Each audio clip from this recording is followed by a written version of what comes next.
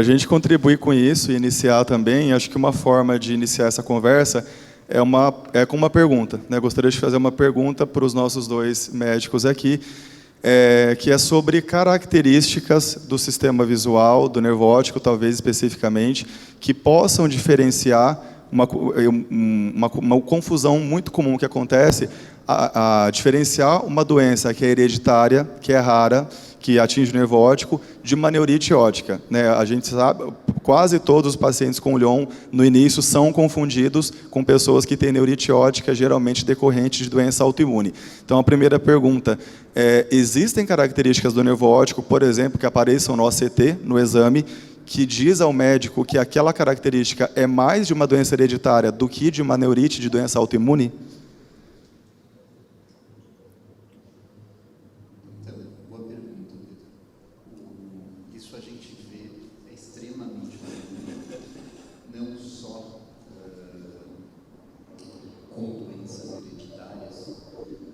A neurite óptica é um processo inflamatório do nervo óptico, é uma doença inflamatória, e talvez a mais comum que a gente observa.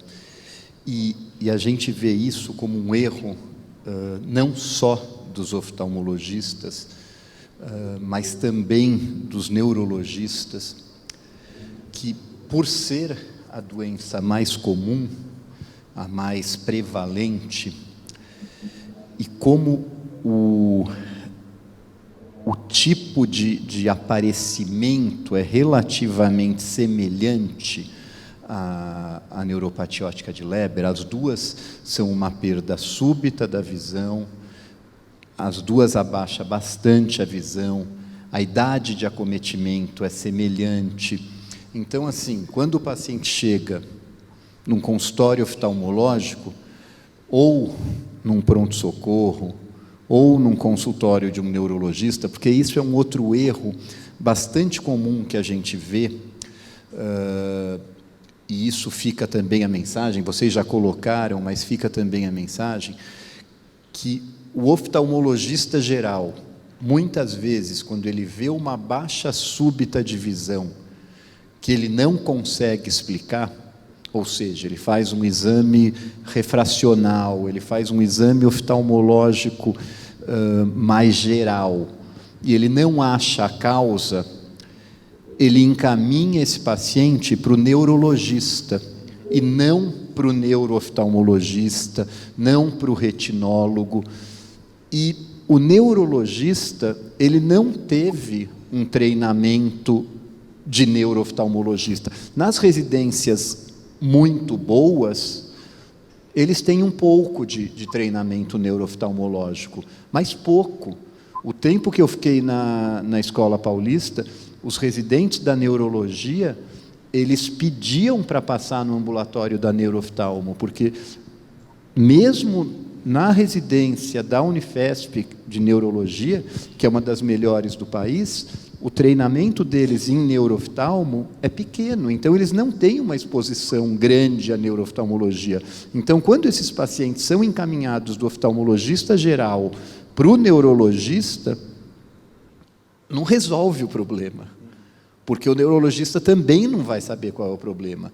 Então, chega no neurologista, ele faz uma ressonância, a ressonância vem inespecífica, ou muitas vezes não faz nenhuma ressonância, muitas vezes faz uma tomografia. Daí ele fala, a chance de ser uma neurite é relativamente grande, então vamos fazer uma pulsoterapia, porque se for uma neurite óptica, tem uma chance grande de desenvolver no futuro uma esclerose múltipla, e daí, se você não fizer uma pulsoterapia, você pode estar realmente causando um dano grave a esse paciente. A chance dele desenvolver uma esclerose múltipla é grande, mas as coisas são muito claras, assim. O paciente com neurite óptica que tem que ser pulsado, ele vai ter alterações clássicas na ressonância magnética. Então, esse paciente precisa ser pulsado. O mesmo paciente com neurite óptica que tiver uma ressonância magnética normal, ele não precisa ser pulsado. A evolução normal, a evolução natural da neurite óptica é a melhora da visão, independente do tratamento. Reversão. É a reversão, vai ter a remelinização. É uma perda da mielina, a mielina vai formar novamente, a visão vai melhorar. Então, você só precisa pulsar esse paciente quando ele tem alterações específicas na ressonância magnética de crânio, ou quando tem uma perda muito severa, ou quando ele precisa de uma recuperação mais rápida, mas tem indicações muito específicas para pulsoterapia. Existem esses sinais, então, claros no exame. Sim, existem sinais extremamente claros. E também, é o que você falou, no exame, como eu falei também, as alterações do OCT numa neuropatia óptica de Leber são extremamente diferentes de uma neurite. Todo o quadro clínico é diferente, mas é o que a doutora Juliana falou. Para ela, a doença rara não é tão rara, porque ela vê sempre, para mim também não. Mas para um oftalmologista geral, quantas vezes ele deve ver uma neuropatia óptica de Leber? Quantas vezes ele deve ver uma síndrome de Wolfram, uma retinose pigmentar? Poucas. Então, esses protocolos são muito importantes, porque se tem... Isso nos Estados Unidos, a doutora Juliana sabe tão bem quanto eu, ou melhor, esses protocolos funcionam muito bem por causa disso, porque eles orientam o médico geral passo a passo. Você viu este sinal, você pode ter A, B ou C. Então, você vai para o B. Ah, você viu o B, daí você vai para D ou E. Então, são protocolos super claros que orientam o médico generalista o que fazer em cada cenário específico. E muito claro, agora você pede tal exame, agora você faz isso, agora o seu tratamento é este. Mas tem que ter esses protocolos. O médico não é obrigado a saber tudo, é impossível saber tudo. Exatamente. Ninguém sabe tudo, né, Ju? Desculpa. Eu acho que eu acrescentaria nessa questão que nos protocolos a gente tem os diagnósticos diferenciais e quais exames pedir, né? E o que encontrar em cada uma das doenças. Isso faz parte desse protocolo. Então, isso eu volto para a questão da complexidade. É mais fácil a gente discutir os diagnósticos diferenciais se a gente estiver falando do grupo das neuropatias. Se a gente envolver todas, aí a gente tem uma complexidade maior. Eu acho que todas vão precisar dessas diretrizes, né? Mas eu acho que a gente tem que construir por partes, né? Por exemplo, eu trabalho muito com as terapias gênicas. Eu cheguei a fazer os quatro casos de terapias gênicas que ocorreram aqui no Brasil. E a gente urgente precisa de uma diretriz para esse problema. Então, a gente não vai resolver em uma só, a gente vai precisar de várias e vai precisar de um grupo de estudo. Excelente. Então, além de características que possam fazer o profissional da saúde cogitar que o paciente dele tem uma dessas doenças raras da visão, uma neuropatia hereditária, que outros passos, né, doutor, acrescentaria que é importante, além das características do sistema visual, o que a gente poderia, pelo menos inicialmente, abordar nesse protocolo? Por exemplo, a não prescrição do corticoide de forma tão simples como acontece no Brasil. A gente teve lá, o nosso instituto teve lá em Brasília, na Frente Parlamentar de Prevenção à Cegueira, e essa foi uma discussão que aconteceu lá. O fato de o corticoide ser ministrado no Brasil muito facilmente e até sem receita, coisa que não acontece em outros países. Isso é uma coisa importante também, não prescrever um medicamento que tem efeitos colaterais de forma tão fácil como se prescreve no Brasil? Sim, isso é extremamente importante. Isso é um outro problema, como você mencionou, você viaja bastante, você sabe que aqui a gente tem alguns controles específicos, né, para antibióticos, para certos tipos de medicamentos, tem um controle específico, mas qualquer pessoa vai numa farmácia e compra um colírio de corticoide quando quiser e usa por meses, por anos, e daí chega no consultório oftalmológico com glaucoma, com catarata, não tem controle nenhum disso daí.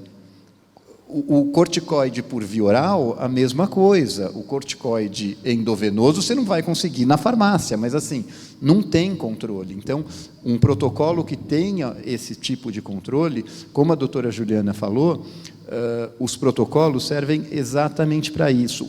O protocolo são beabás, assim, são recomendações passo a passo do início ao fim. Então, assim, é um protocolo de neuropatias ópticas, ele vai ser: o paciente chegou com baixa de visão. Essa baixa de visão é aguda, começou há menos de uma semana, vai para um lado. Não, essa baixa visual começou... Porque mesmo dentro das neuropatias ópticas, a atrofia óptica dominante, o paciente não sabe exatamente quando começou a baixa de visão, porque é uma baixa extremamente lenta, como eu falei. Não é súbita, como não é súbita. Então, se vai, a baixa de visão começou há meses ou há anos, então daí você já vai para um outro lado. Então, fazer tipo diagramas, heredogramas, que você vá indo de um para outro. Então, começou há tanto tempo, o que eu tenho que fazer? Que exame que eu tenho que pedir? Passo a passo, o que fazer, qual o próximo passo, qual o exame que eu tenho que pedir? Como a doutora Juliana falou, neste momento, quais são os diagnósticos diferenciais mais prováveis, Porque não dá para você saber todos também, é impossível você listar todos num protocolo. Então, quais são os mais prováveis? Neurite entra? Entra, porque a neurite é uma doença prevalente nessa faixa etária que causa uma baixa de visão súbita. Mas daí o que eu posso fazer para ter um diagnóstico, para descartar a neurite? É super fácil. A neurite, você faz uma ressonância, o nervo óptico vai captar o contraste, vão ter vários sinais típicos. A neurite em homem é mais difícil, tem várias coisas que você pode pôr no papel que ajudem as pessoas, pelo menos para você ter um pouco mais de segurança, porque quando não é a sua área de expertise, é difícil realmente você ter segurança. Se você segue um protocolo, está escrito lá, é mais frequente em mulher, é mais frequente em mulher jovem, é mais frequente em mulher jovem obesa. Agora eu preciso pedir tal exame, agora eu preciso fazer um exame genético, agora eu preciso evitar tais remédios, eu preciso evitar tais antibióticos. Então, tudo isso tem que estar no papel, e tem que ser tudo passo a passo, e tem que ser tudo muito bem escrito, como a doutora Juliana escreveu fantasticamente o protocolo das doenças retinianas. Está tudo muito bem escrito, só que tem aquilo que eu te falei, tem que ser uma coisa feita com calma, com muita pesquisa, com muito cuidado, porque é uma coisa que vai ter poder público envolvido, vai ficar uma coisa aí de referência para a classe médica, então tem que ser uma coisa com muito cuidado.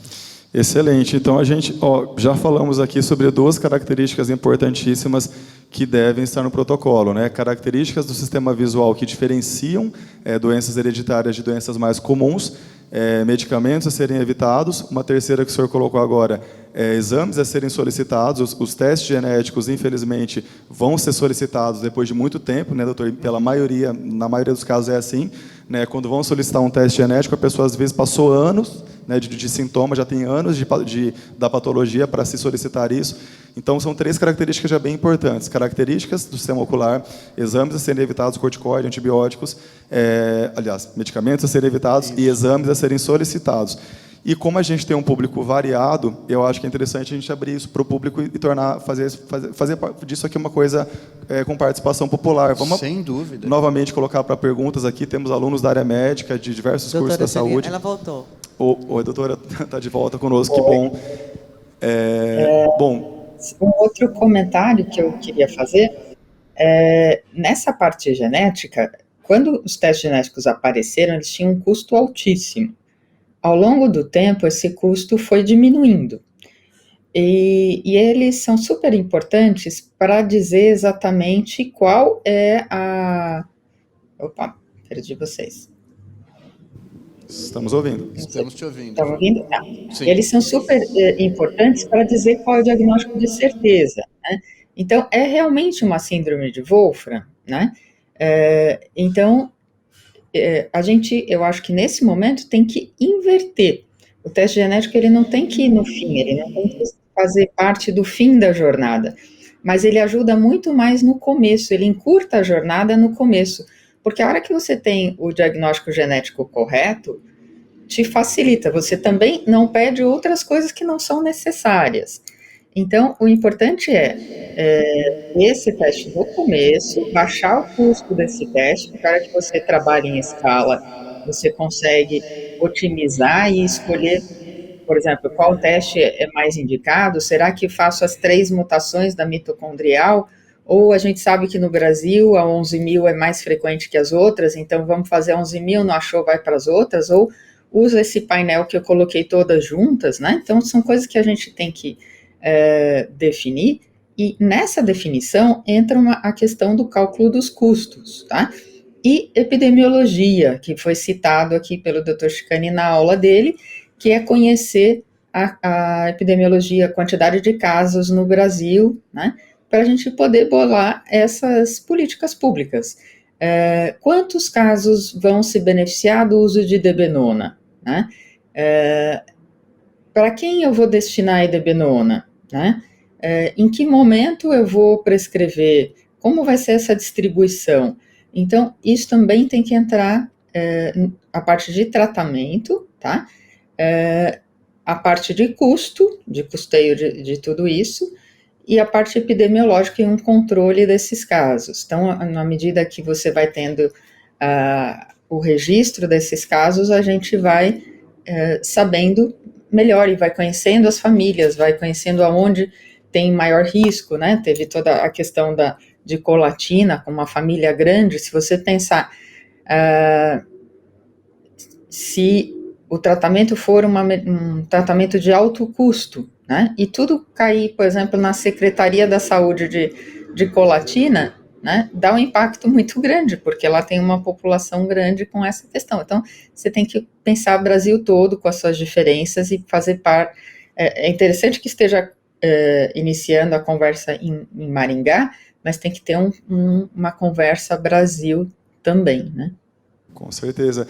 Excelente, doutora. Então, acho que foram mais 2 pontos citados aqui pela doutora agora, né, que devem fazer parte, é importante que façam parte do protocolo. A questão financeira, né, o custeio disso, né, dos tratamentos de um protocolo como esse, e a questão dos bancos de dados, né, a importância de ter bancos de dados para doenças raras da visão, né, para poder mapear e poder agir melhor também, né. Então, a gente já citou aí distinção, né, de doenças hereditárias para doenças mais comuns, medicamentos a serem evitados, exames a serem solicitados, questões financeiras agora, e bancos de dados, mapeamento de onde estão as pessoas, né? Essa família de Colatina, que já foi citada mais de uma vez aqui, para quem não conhece tanto, quem não é da causa, talvez, eu acho que hoje vamos explicar aqui para o nosso público que é a maior família Lyon conhecida no mundo, né?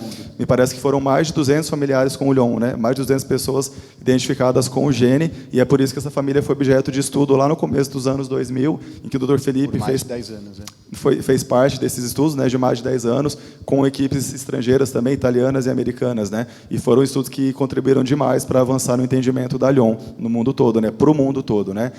Então, bom, eu acho que a gente pode, então, solicitar que o nosso público participe e abrir para as perguntas novamente, né, de todos que estejam aí, da área médica, de qualquer área, perguntas e possíveis sugestões que vão ser avaliadas, né, o que o nosso público entende que é interessante que faça parte do protocolo. Vamos lá, pessoal, quem quer se manifestar aí, por favor. Temos umas inscritas. E só para complementar, Pedro, o que a doutora Juliana falou,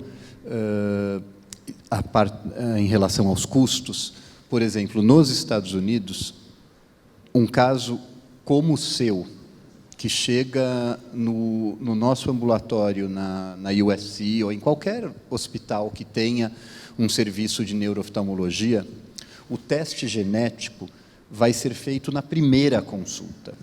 O que não acontece aqui. O que não acontece aqui. Infelizmente. Então, assim, e quando você vai falar de custo, o teste genético é caro, mas os pacientes daqui, eles chegam para a gente com 25 ressonâncias magnéticas. Qual que é o custo disso? Já ficou mais caro que o teste genético. Já ficou muito mais caro que o teste genético. Então, se você colocar isso daí num protocolo, e se você for ver os custos disso, o teste genético acaba saindo barato. E não estou nem colocando o custo, eu estou falando da eficácia. Eu estou falando que é um paciente que rodou 3 anos, 4 anos sem diagnóstico e piorando a visão. Gastos muito maiores. Então, isso daí é muito importante. E o outro ponto que a doutora Juliana falou que também é muito importante de epidemiologia, por exemplo, eu tenho várias famílias de Lyon que eu sei exatamente onde elas estão. Então, eu sei, esta família é da Bahia, esta família é do Espírito Santo. Então, eu sei mais ou menos onde estão, mesmo sem fazer nenhum estudo epidemiológico. Claro, quando você vai mapear isso daí é importantíssimo saber, porque isso daí você tem que colocar no papel para quantificar isso daí. Então, são pontos extremamente importantes. Exato. O teste genético é importante que se crie essa cultura, então, de que ele não seja o último a ser solicitado. Exatamente. E um ponto interessante também, acho que a doutora falou sobre isso também, a gente tem ouvido falar também, que eles têm se tornado mais baratos. Hoje eles já não são tão caros assim como eram antigamente, né? Não que sejam baratos necessariamente, mas não são tão inacessíveis como eram alguns anos atrás. Estão se ampliando, né? A quantidade de laboratórios no Brasil que fazem já é maior hoje do que alguns anos atrás, e com isso vai barateando também. Então, é algo que torna mais acessível e mais fácil, mais viável que os testes genéticos façam parte do protocolo, né? Aqui. Nome e a pergunta. Boa noite, meu nome é Fernanda, eu já cumprimentei o Dr. Chicane, então agora eu cumprimento a doutora Juliana. O meu não é bem uma pergunta, é mais um compartilhamento de experiência que reforça a importância do protocolo. No meu estado, eu moro em Cuiabá, no meu estado não tem neurooftalmo. Quando apareceram os primeiros sintomas, eu passei inclusive num retinólogo, passei em alguns oftalmos, ninguém desconfiou, e a ressonância apontou uma leve compressão do nervo óptico por uma possível hipertensão intracraniana idiopática. Então, o neurologista, eu passei por mais de um. O primeiro, durante esse tempo que não havia a desconfiança, né, não havia nenhum sintoma, eu passei 1 ano e 4 meses sem palidez do nervo óptico, sem nada. E ele tratou como somatização, e ele me receitou o Depakote. Sorte que eu passei muito mal com esse medicamento, parei de tomar e depois eu fiquei sabendo que não era um medicamento indicado. E eu passei por outros neurologistas, quando apareceu a palidez do nervo óptico, ninguém me falou com muita ênfase que eu precisaria ir num neurooftalmo. E foi uma neurologista que ela foi muito enfática, ela falou, você vá, porque se você ficar rodando aqui em Cuiabá, você nunca vai descobrir e você ainda corre o risco disso piorar. Então, eu corri no neurooftalmo, passei por mais de um, daí foi diagnosticado, e eu tive reações alérgicas com a idebenona, provavelmente algum medicamento que não tinha qualidade, né? E eu tive reações, eu voltei em oftalmologistas, eu voltei em dermatologistas, inclusive voltei no neurooftalmo, e todos eles, por mais que eu explicasse que eu tinha essa mutação, que eu não poderia tomar corticoide, todos eles disseram que sim, eu poderia tomar, para cortar essa alergia e depois voltar com a idebenona. Então, isso eu acho que esse compartilhamento serve para reforçar a importância do protocolo, porque mesmo eu explicando o que eu tinha, todos reforçaram que eu deveria tomar o corticoide. Excelente, Fernanda. Obrigado aí pela contribuição. Muito pertinente. Existem também as neuropatias carenciais, né? Existem as carenciais também, que tem que entrar no diagnóstico diferencial, por hipovitaminose, tá? Então, tem que lembrar isso também. E outra coisa que o protocolo ajuda é na pesquisa e na revisão do protocolo, tá? Então, se a gente estiver tratando todo mundo de uma forma mais ou menos semelhante, então, existe lá a decisão. Tem um diagnóstico, vai usar idebenona, então vamos avaliar isso. Como é que tem sido a mudança nos campos visuais? Como é que tem sido o resultado do tratamento dessas pessoas? Será que está indo bem com a idebenona? Será que outra medicação, né, que foi citada aqui seria melhor? E a terapia gênica? tá? Será que ela realmente traz o que a gente quer que traga? Qual é a duração? Então, tem várias perguntas em pesquisa que, se você tiver um banco de dados e um controle legal dessa informação, você consegue trabalhar bem melhor em prol do seu paciente e faz com que você possa rever essa conduta de tempos em tempos. Então, as coisas em medicina não são estanques. O que a gente faz agora não é igual ao que a gente fazia 5 anos atrás. Então, a gente tem que estar olhando esse resultado, repensando ele e trazendo propostas de melhora. Do protocolo e da revisão dele, né, doutora e doutor, né, o acompanhamento disso, né, esse protocolo ele constitui, como a gente tem falado, vai constituir, se Deus quiser, aí em breve, uma política pública. E as políticas públicas dependem de acompanhamento, de fiscalização. Então isso tem que acontecer também. Tem uma pergunta aqui. Bom, eu sou a Shirley, né, sou assessora da deputada Maria Vitória e sou da Aliança Paranaense de Doenças e Síndromes Raras. Referentes... deixa eu só ver aqui. Tá. Então, referente às diretrizes, no caso da parte legislativa, em 2016, nós temos uma lei aqui no Paraná, que são as diretrizes para tratamento de pacientes de doenças e síndromes raras. Isso não o PCDT, que vocês estão falando aqui, né? Referente aos dados, eu acho importante falar do SIDORA, que nós temos aqui no estado do Paraná, que é o cadastro de doenças e síndromes raras. Então, eu queria saber aqui quem que já é cadastrado no SIDORA. Eu imaginava que realmente não tinha essa informação. O SIDORA ele é um cadastro do estado. Nós tivemos a lei de notificação compulsória de doenças e síndromes raras, tá, que foi aprovada esse ano, foi uma lei do ano passado. E, por conta disso, em fevereiro, nós temos já a carteirinha dos raros no estado do Paraná. Então, a gente está fazendo essa divulgação. Tá? E, no caso da carteirinha dos raros, é importante, porque lá você vai colocar todos os dados da doença, da síndrome acometida, então é importante isso também. E é só entrar no site da Secretaria de Saúde, que tem lá, SIDORA.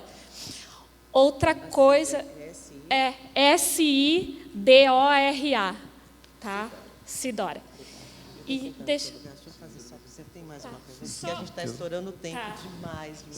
Só uma questão do PCDT, que vocês falam sobre o oftalmologista, né, o oftalmoneuro. Eu acho importante a gente considerar, quando for falar de alguma política pública, o optometrista. Tá? Então, acho que também ali a grande parcela da população para no optometrista, não vai além. Então, o que a gente vai fazer com isso? A gente vai falar e a gente vai capacitar eles, a gente vai levar informação para eles ou não? O que a gente pode fazer nesse sentido? É uma coisa para se pensar, né? Analisar, estudar também, né? Eles têm um papel, né, na sociedade e isso tem que ser verificado, né? Estudado. Tem mais uma aqui. Rapidinho, então, a gente está estourando o tempo, né? Rapidinho. Então, duas coisas. Uma delas é que, quando eu fui, eu demorei 13 anos, meus pais demoraram para encontrar o meu diagnóstico da síndrome de Wolfram, e quando eles encontraram foi extremamente difícil. Eles procuraram os melhores centros do Brasil e do mundo referente a diabetes, porque até então eu tinha, entre aspas, só diabetes, e a chefe de diabetologia do Sírio-Libanês, hoje falecida, não vou citar o nome dela, ela falou para minha mãe, a minha mãe chegou na consulta falando que queria fazer o teste genético para a síndrome de Wolfram, porque a minha mãe escutou de uma médica amiga dela, que reside nos Estados Unidos, que eu poderia ter síndrome de Wolfram. E a doutora, Cristiane, ela falou para minha mãe que ela rasgaria o diploma dela se eu tivesse síndrome de Wolfram. A minha mãe brigou com ela no consultório, ela disse que rasgaria o diploma, chamou minha mãe de louca, que a minha mãe estava querendo que eu tivesse coisa que eu não tinha. E mesmo assim, a minha mãe foi atrás, meus pais, e eu fiz o teste genético, muito difícil na época de fazer.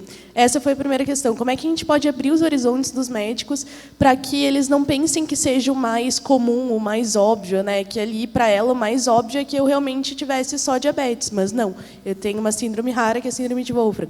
Outra coisa é a respeito do teste genético. Por quê? Vocês citaram que é muito importante, em primeiro caso, a gente fazer o teste genético. Porém, a Wolfram, ela é uma doença que ela não acomete só a visão, é a audição, é diabetes.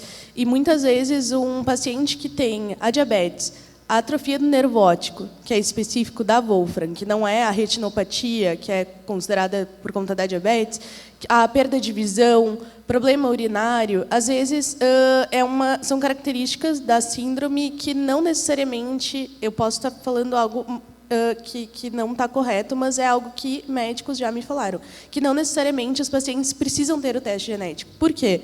Porque muitas vezes esse teste genético pode vir sim negativo. O meu primeiro teste genético veio negativo. Depois de um tempo é que o meu segundo teste genético veio positivo. Eu repeti o teste num outro lugar. Então, também, essa questão sobre o teste genético. É necessário mesmo, independente da doença, ter o teste genético positivado? Doutora Juliana, geneticista. Eu acho que é bem importante a gente entender a base molecular dessa doença, né? Então, é importante pesquisar, e se a gente não tivesse persistido nessas análises, a gente não conheceria muitas das outras doenças. Então, às vezes, a gente acha que é uma, mas é um diagnóstico diferencial, mas para ter certeza, era melhor que você tivesse lá encontrado a mutação. Também serve para a gente elaborar novas terapias. Por exemplo, se você descobrir que tem uma mutação que se repete muito, às vezes pode se identificar uma terapia que seja específica para aquela mutação. Então, esse conhecimento ele é bem importante, ele traz muita informação. Vou contar aqui uma história de uma situação muito rara, né, de uma doença da retina, que tinha também uma alteração renal junto, e foi identificado numa população com degeneração macular relacionada à idade, um gene de predisposição, que é o fator do complemento H. Ele não serviu para fazer diagnóstico ou para tratar, tá? Mas ele serviu para se inventar um remédio que interferia depois no fator do complemento H, e agora acabou de ser lançada uma medicação nos Estados Unidos, ela ainda não chegou no Brasil, para tratar a degeneração macular relacionada à idade na forma seca, que não teria sido possível se a gente não tivesse entendido essa base molecular. Então, o conhecimento genético trouxe uma nova droga no mercado. Então, realmente, eu acho que a gente tem que insistir. Eu tive pacientes que, às vezes, eu não consegui o diagnóstico na primeira, na segunda, mas tinha um quadro raro e foi aparecer depois. Então, como eu trabalho há muito tempo, no começo era bem mais difícil, os testes eram bem mais negativos ou imprecisos. Hoje está bem melhor, mas a gente ainda não consegue todos os diagnósticos, mas a gente tem que insistir nessas buscas. E, além disso, Rafa, claro que cada caso é um caso em medicina, não existe uma regra 100% eficaz para todos os casos. Mas uma coisa que eu vejo na minha experiência, que também é importante para o paciente e para a família, é ter um diagnóstico. Muitas vezes, quando você tem uma doença rara e você vê que está progredindo, que sua visão está piorando, e você não fecha um diagnóstico, você não consegue saber exatamente o que você tem, é extremamente frustrante. Então, se você consegue fechar aquele diagnóstico e falar, você tem síndrome de Wolfram, é isso que você tem, para o paciente e para a família, é muito importante isso daí, além de, claro, auxiliar no tratamento. Daí você fala, é essa doença, existe um tratamento para isso? Ah, existe, ou não existe, mas daí você vai focar todos os seus esforços naquela patologia. Então, tem vários pontos a serem colocados. E o que eu tinha falado do exame diagnóstico na primeira doença era No caso do Pedro, que é só atrofia óptica. Então, assim, é um caso típico.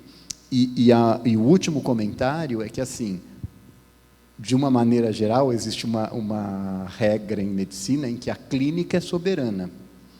Então, como eu falei para o Pedro algumas vezes, em que ele não tinha o diagnóstico ainda, às vezes você tem todos os sintomas e todos os sinais, então a clínica é soberana. Em genética, a doutora Juliana sabe muito mais do que eu de genética, mas às vezes você não consegue achar aquela parte do gene que está alterada. Às vezes é aquela doença, mas os genes que a gente conhece, o gene que no seu caso está alterado, é um pouquinho fora daqueles que a gente conhece. Talvez a gente vá conhecer daqui a 1 ano, daqui a 5 anos. Hoje a gente ainda não conhece. Não significa que você não tenha. Como você falou, você fez o primeiro teste e deu negativo. Talvez o segundo teste já estivessem pesquisando algum gene diferente, ou alguma localização um pouquinho diferente do primeiro. Mas é importante, o diagnóstico é importante. E a percepção que a gente tem, então, né, como paciente, é que, ainda que não vai ser o teste genético que vai fechar, às vezes, porque, como o senhor falou, a clínica é soberana, mas ele é importante por diversos aspectos, né, até para se entender melhor e avançar na compreensão da patologia. E eu, como paciente que fiquei 3 anos e meio, né, fazendo inúmeros testes, com todos eles negativos, eu sei a angústia que é isso, né, a falta que faz. E até o medo que a pessoa tem, enquanto não vem esse resultado positivo, ninguém quer ter resultado positivo para teste de nada, para doença. Mas quando existe um sintoma, você quer saber o que acontece, até para saber se não pode vir alguma outra consequência, né? Então é importante alguma coisa pior do que está ali. Então é importante falar isso também. Bem, nós estamos nos encaminhando para o final. Já ultrapassamos mais de 45 minutos do limite. Contudo, doutora Juliana, eu já vou aí, Ana, só um instantinho. Contudo, tem uma pergunta muito específica aqui, que é sobre a doença de Stargardt. A senhora poderia fazer um comentário de 3 a 5 minutos sobre essa doença? Temos uma pessoa afetada por essa doença aqui na plateia, e ela gostaria de ouvir da senhora, sabendo da sua expertise nessa área, um pouco sobre essa doença e algum avanço de pesquisa, encaminhamento, sim, algo muito pocket mesmo, muito curto, porque nós estamos na fase já de desligar as luzes, porque já ultrapassamos todos os horários possíveis na data de hoje. Amanhã continuaremos, mas na data de hoje realmente temos que devolver a casa, devolver ao auditório. Bom, o Stargardt foi também um oftalmologista que descreveu uma doença que era uma alteração macular, a pessoa não enxergava na área central, mas enxergava na área periférica, progressiva, com uma característica genética recessiva. Existem outros quadros clínicos que depois foram todos relacionados ao mesmo gene, o gene ABCA4, que é o fundus flavimaculatus, a distrofia de cones e bastonetes, e a distrofia de cones. Então, às vezes, até uma retinose pigmentar entra nesse diagnóstico diferencial. Esse gene ABCA4, ele é um transportador da vitamina A. A vitamina A é importante para a visão, né? E ele transporta essa vitamina A durante esse processo. E ele recicla essa vitamina A para ela estar pronta para uma próxima reação visual. Então, uma mutação nesse gene faz com que essa reciclagem da vitamina A não funcione direito, ocorre um acúmulo de um metabólito, né, como se fosse uma sujeirinha do funcionamento da vitamina A na interface da retina, e isso gera uma atrofia do epitélio pigmentado, uma perda de células. E aí a visão vai falhando nas áreas onde tem essa perda celular. Como o metabolismo da área central ele é maior, essa perda, em geral, ela é mais na área central. Existem aí vários genes envolvidos, e de todas as distrofias de retina, a retinose pigmentar é a mais frequente em número de pessoas, mas o gene mais frequente é o ABCA4 relacionado à doença de Stargardt. Então, às vezes eu vejo tanta doença de Stargardt que eu falo assim, acho que talvez seja melhor tirar da lista das doenças raras, porque ele, dentro dos raros é uma muito frequente. É muito raro que uma pessoa com Stargardt chegue a ter uma cegueira completa, mas ele pode ficar muito debilitado com o problema na visão central. A gente fez recentemente o estudo de uma medicação chamada Cosela, mas a gente não conseguiu a aprovação dessa medicação. Algumas iniciativas de terapia gênica também ainda não encontraram o caminho. A gente fez um estudo de célula-tronco que passou em fase 1, está publicado, feito aqui no Brasil, e agora o nosso aluno de pós-graduação foi para os Estados Unidos para tentar ver se continua nessa linha de pesquisa. E outras medicações orais estão em estudo. Então, tem uma busca e vamos ver se alguma coisa realmente é aprovada e é útil para deter a progressão desse problema. Muito obrigado, doutora. Nós tivemos aqui um debate muito rico. Tem só a Ana Carmen quer fazer uma sugestão de acréscimo no protocolo. Pode falar. Por favor. Eu vou ser bem breve. Eu queria colocar para os senhores, né, que têm experiência nesse protocolo, me surgiu agora, será que não poderia constar como informações complementares, né? Eu estou falando de uma forma bem básica, né? Informações complementares de organizações e de institutos, né? Como Instituto Lyon, Retina Brasil e outras organizações que tem pessoas que tratam tanto com informações quanto em termos de qualidade de vida, né? Tanto para o médico quanto para o paciente. Por que eu coloco isso? Quando eu tenho retinose pigmentar, quando o profissional, né, médico, ele disse, olha, você tem retinose pigmentar, então você cai num desespero e num vazio e numa solidão, né? O que fazer com isso agora, se eu vivo no meio de pessoas que não têm a retinose? Nem eu conheço, nem essas pessoas, né? Familiares, amigos, sociedade, enfim. E esse profissional, ele me falou de locais, né? De institutos, de associações, de pessoas que tinham também a mesma patologia minha, e onde eu poderia estar caminhando junto com eles, aprendendo, e aí ter não só o diagnóstico, como tive, mas também orientações de uma qualidade de vida. Então, a importância, será que não seria possível? Informações complementares, vocês acham importante, doutores, né? Estar constando locais e organizações onde atendo essas pessoas, né? Como atendo para a qualidade de vida e informações, né? Nessa outra diretriz que a gente fez, tinha uma seção, né, de apoio psicológico e reabilitação, e associações de pacientes entram, né, nesses recursos de apoio ao paciente. A gente vai super importante também, né? E é de extrema importância. A gente sempre fala, eu sempre falo para o Pedro, para a Rafa, essas associações são de extrema importância e dão subsídios para vocês que, às vezes, a medicina não consegue dar. Porque eu acho que esse contato que vocês têm, essa troca que vocês têm, até de informações, do dia a dia, são coisas que vocês não conseguem tirar numa consulta médica. A gente não consegue fornecer isso daí. Então, esses grupos têm uma importância fundamental e não são comparáveis com a importância médica. São coisas distintas, mas de uma importância fundamental que tem que ter e vocês têm que manter isso daí. Claro, com cuidado, que a gente também sempre fala, com cuidado na parte terapêutica, na parte de tratamentos, porque a gente vê também que, claro, um quer ajudar o outro, mas na parte de tratamentos, aí sim recorrer aos médicos, porque aí vocês não têm esse conhecimento de medicina baseada em evidência. Aí vocês têm que recorrer aos médicos. Vocês não têm como avaliar se esses tratamentos podem ser efetivos. E a gente vê muito vocês sofrendo por se submeterem a tratamentos não efetivos, a tratamentos, às vezes, não éticos, gastando dinheiro, indo a profissionais que não são habilitados. Então, essa é a nossa função. A nossa função como médico é apresentar para vocês o que existe de eficaz, de medicina baseada em evidência.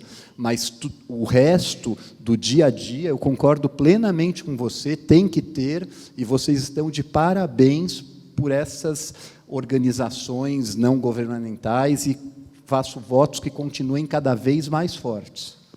Obrigado. A gente ouve comentários, né, sobre os grupos de pacientes, os institutos, de pessoas que dizem que a vida mudou depois que elas entraram para um grupo, né? Porque a sensação de pertencimento, de encontrar com pessoas que lidam com a mesma situação, semelhantes ali, é muito importante para elas. Então, isso é um lado psicológico, né, muito importante, que eu acho também que é essencial que faça parte do protocolo, né, abordar a questão emocional, né, das pessoas, porque é preciso seguir adiante e tem pessoas que precisam de mais força, de apoio para poder seguir adiante. Então, agora sim, passando aqui para o encerramento, gostaria de agradecer muitíssimo a doutora Juliana Salum por ter aceitado, por ter estado aqui conosco, né? Doutora, quer fazer suas considerações finais, por gentileza?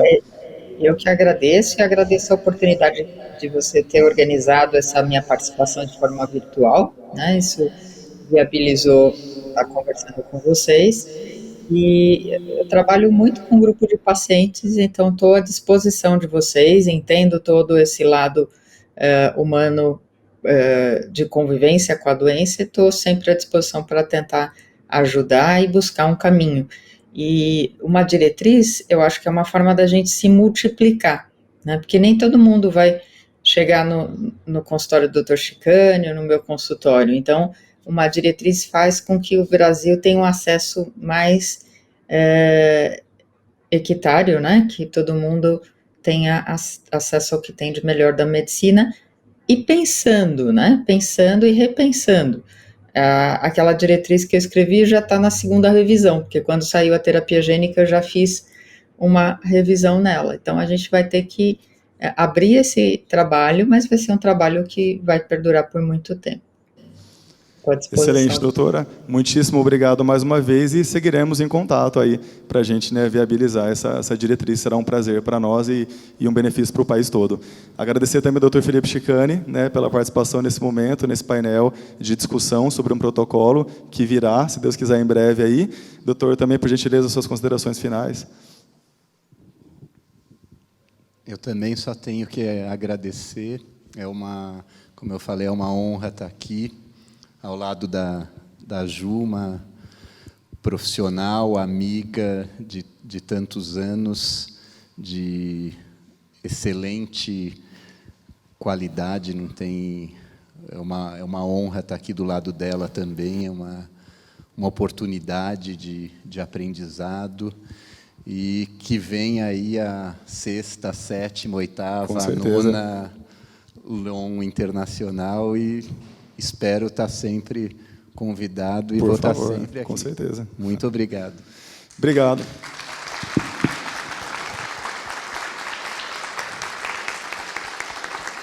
Com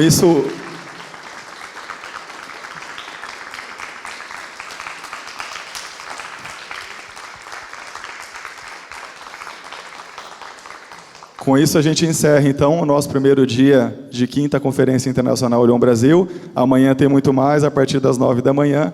Por favor, estejam todos aqui novamente, vai valer a pena de novo. Foi um prazer ter estado com vocês. Boa noite a todos e até amanhã, então.